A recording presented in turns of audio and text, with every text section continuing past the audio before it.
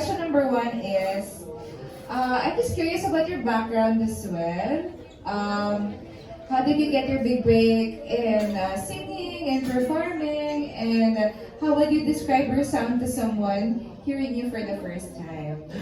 Okay, first, singer-songwriter na talaga po ako dito, independent, and then nakapasama po ako sa Tertiary Records.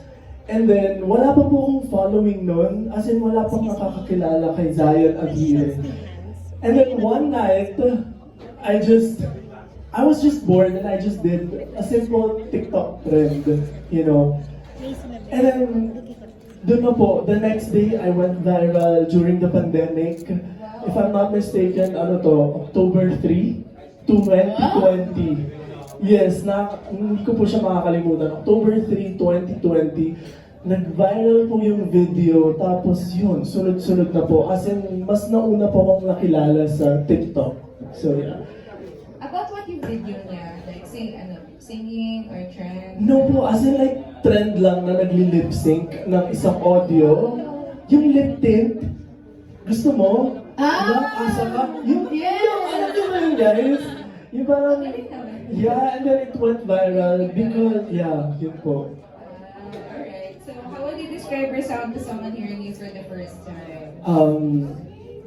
Ang description ko sa sound ko is talagang warm. Warm talaga yung naisip ko ngayon na talagang description sa sound ko as an artist. Kasi right now, mas nagiging straightforward na po yung lyrics na sinusulat ko sa mga bawat kanta ko. Hindi na siya paligoy-ligoy. Dati sobrang metaphorical, which is also very okay. But then now, talagang nasa era na ako na talagang kung ano yung gustong sabihin, kung ano yung gusto mong sabihin sa song, I say it and I write it directly as is. So yeah, for me, yung description ko is, my sound is very warm para sa mga tao. Parang sinasuck-in ka nga eh. Parang napapasok ako sa emosyon mo. Thank you po. Thank you. Sige, thank you and congrats. Thank you po. Thank you. Thank you so much, Miss Jamie. Okay, ito, first of all, I just wanna say, October 3 is such an iconic date. Di ba sa Mean Girls din yun? It's October 3. Hindi Di ko ba? alam. Tama? Di ba? See? Amazing! But thank you so October much. 3rd. And also, favorite number ko yung 3. Really? Yeah, because my birthday is 3. 3. Yes. Bongga, di ba? May meaning talaga But yung 3 sa life. no, yeah. I love it. Thank you, Zion. Thank you, Miss Jamie. Also, Soundcheck Manila. Ngayon naman, we have questions from Vince Bernardo from the Philippine Concerts. Okay, ito. What inspired you, Zion, to pursue a career in music, and what challenges have you faced so far as a new artist? Well, 9 years old, if I'm not mistaken. 9 or 7 years old. Worship leader na po ako sa simbahan. As in, hindi ko alam bakit, pinag-worship lead na po ako ng ganong edad.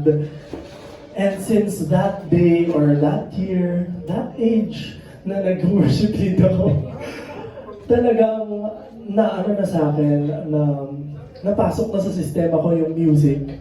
And then I became part of an orchestra, and I joined competitions, at nag-flute din ako. So music is, andito yung mga high school friends ko, nakasama ko sa orchestra, by the way. So hindi po ako nagagawa ng kwento, mga kapamilya. So as in, I'm a singer doon sa group namin, and also a flutist. Tapos andito yung mga friends ko, nag-violin yan sila. So, and saxophone. So, ayun, talagang nasa sistema ko na talaga yung musika. And then when I was in high school, I joined songwriting contest. So, doon na talaga na-cultivate or na-ignite yung cultivate. Doon na talaga na-ignite yung passion ko with music and making songs. And then, 2017, yun yung pinakamalaking step na ginawa ko. Sabi ko, hindi ko po alam kung paano ako magsisimula sa industry. Wala akong kakilala, wala akong koneksyon. Walang nakakakilala po sa akin. So, sabi ko talaga, sige, gagawa ko ng music. And then, gamit po yung sarili kong sahod, nag-produce po ako ng sarili kong music, nagpatulong ako sa isa kong friend, nag-record kami, and then I started out as an independent singer-songwriter. But then again, yung question mo kanina, passion over practicality, biglang dumating na po yung time na I needed to be practical kasi hindi pwede, alam mo yun, parang hindi ko na ata kaya. So, nagtasa po ako sa mga label, sa Tertiary Records, and then I would like to thank Devin Lopez talaga. Siya talaga yung unang-unang naniwala po sa akin sa music ko. That's why I am here right now. So I'm really, really grateful kay Devin.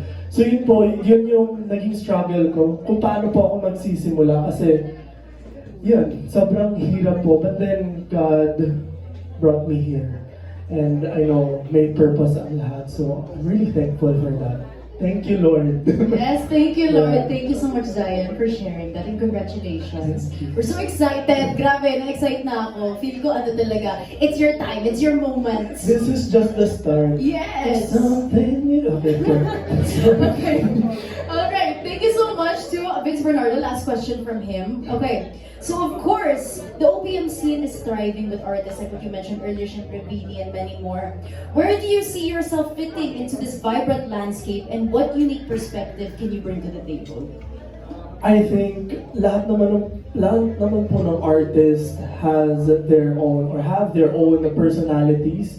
And I think I have my own personality talaga na sobrang different from everyone else. Kahit na, kumbaga, isang genre lang kami, pero iba-iba yung tunog namin, iba-iba yung boses namin, and I think, yun yung magiging space ko in the music industry, and I would like to claim it. I am Zion Aguirre, so yeah. Yes, he is his own. I Yes. love it. Thank you, Zion. And thank you also to Vince Bernardo Philippines Concert. Thank you. Next naman, we have here Hans Carbonilla of Mix. I think wala po siya dito, but then his questions are, of course, your Ay, Hans. Ay, okay, go. Yes. Hello, Han. Ay, kasi pero na-itsura si Han. Okay, go. Give us a sense. I'm Anna. I Oh, will be Anna. representing Thank you so much, for Anna. Mix. So first question is, the lyrics hit deep. So what emotion do you hope the listeners will take away after nila marinig yung kanta or pag napanood nila yung music video? Yes, okay. I like the question. Okay, kasi na-release na po to like a few months ago. And then, ang gaganda ng mga feedbacks. But then, one stood out for English. Okay, one stood out for me na comment. May nag-comment po na ayaw niya daw pakinggan or ayaw niyang kantahin yung song kahit na sobrang ganda daw. Kasi ayaw niya daw ma-manifest sa kanya. No. Hindi po siya manifesting na kanta. For me, this song is an empowering song. Kasi para sa akin, sa lahat ng mga nandito at sa mga nanonood sa live, I'd like to say na ginawa ko tong song na to para sa mga taong nakakalimutan na yung worth nila as a person. Nagmamahal ka ng sobrang... Okay, nagmamahal ka ng sobra-sobra sa isang tao na nakakalimutan mo na mahalin yung sarili mo. Why? Because nakakalimutan mo na mag-set ng boundaries. That's why nahihirapan ka nang magsabi ng ayoko na. Hindi masamang magsabi ng ayoko na. Kasi kung mali na yung ginagawa sa'yo ng tao, ng gusto mo, then learn how to say ayoko na. Set the boundaries. Because kapag sabi ka ng ayoko na, sa maling tao, doon darating yung tamang tao para sa'yo. Hindi darating kasi, sa totoo lang hindi darating sa'yo, yung tamang tao kapag nananatili ka dyan sa maling tao na yan, na sobrang red flag, na hindi ka naman pinaninindigan, nilalandi ka lang, pero gusto niya walang label. Diba, parang, ano yun, naglalandian lang kayo without any label, tapos pag tinanong mo, parang, friends lang tayo, diba? Pero, if you think you deserve that, I did deserve. Pero, gusto ko lang sana ma-inspire talaga at ma-encourage yung mga tao na you deserve better.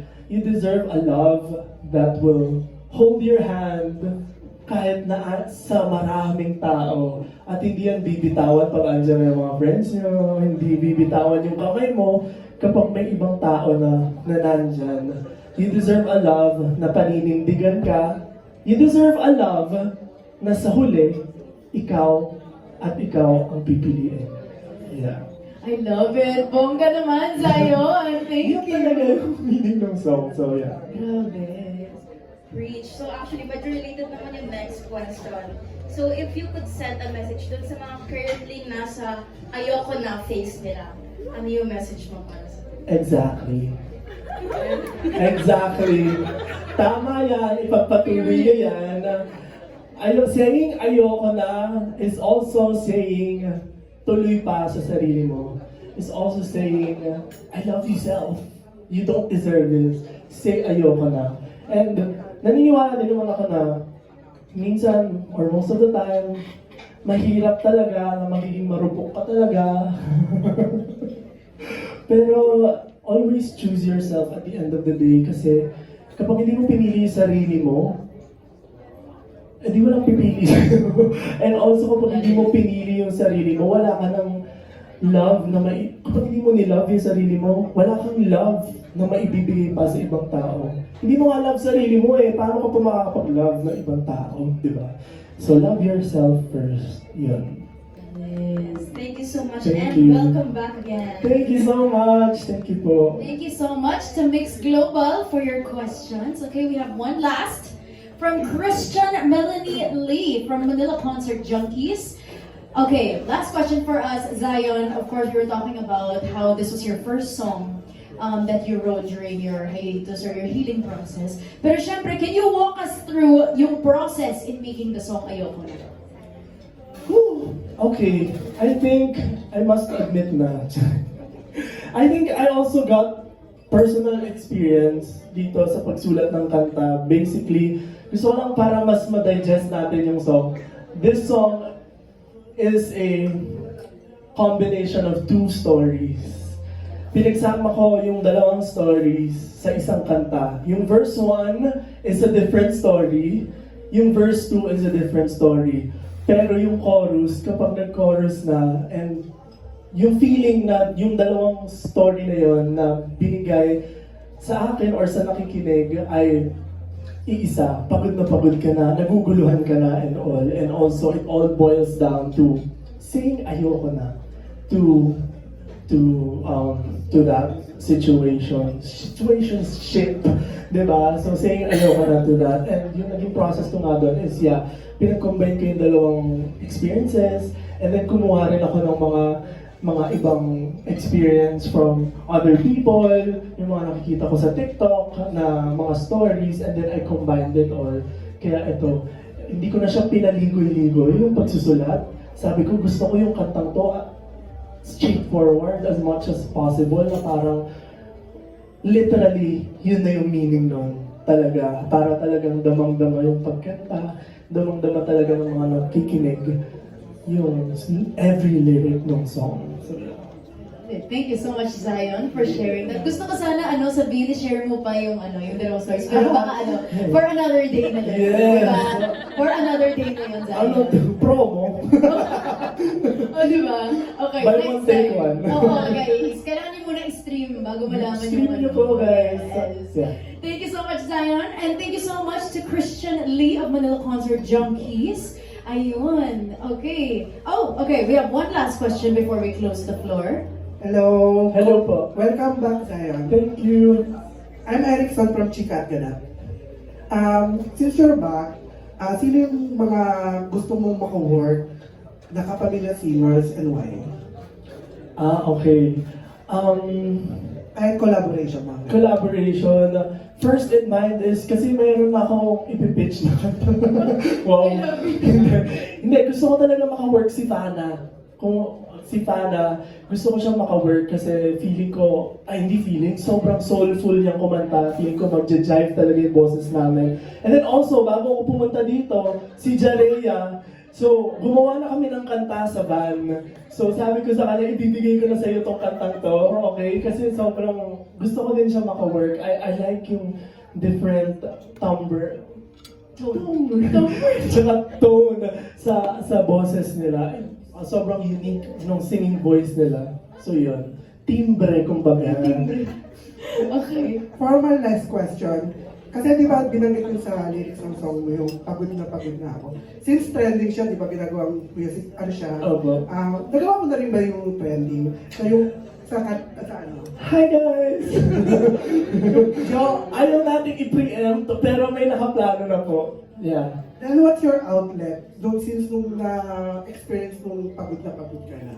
Ano yung parang, paano mo siya na-overcome? Yeah, thank you.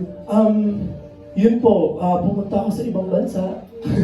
And doon po ako nagpahinga. And doon ako naghanap ng sarili. At doon ako nagmuni-muni. And doon ko hinanap yung peace of mind. Kasi sobrang hirap i-work out ng peace. Alam niyo yan. Alam niyo yan. So, yung naging outlet ko po talaga is this song. As in, ito po yung first ever na kanta na nagawa ko nung nagpapahinga po ako. Kaya ito siya, yung lahat ng emotions ko beforehand, dito ko siya nilagay. So, kaya siya sobrang damang-damang mo yung pagod niya and parang ayoko na, gano'n. Yun po. Alright, thank you so much. And thank you so much to all of our friends from the media. We are now going to close our Q&A portion. Thank you, Zion, for accommodating the questions. We are so happy to hear from you. Yes, okay. So, Zion, kagaya ng sinabi ko kanina, we have 3 parts to our program. We have yesterday, today. That concludes our today's segment. Ngayon naman, it's time for tomorrow.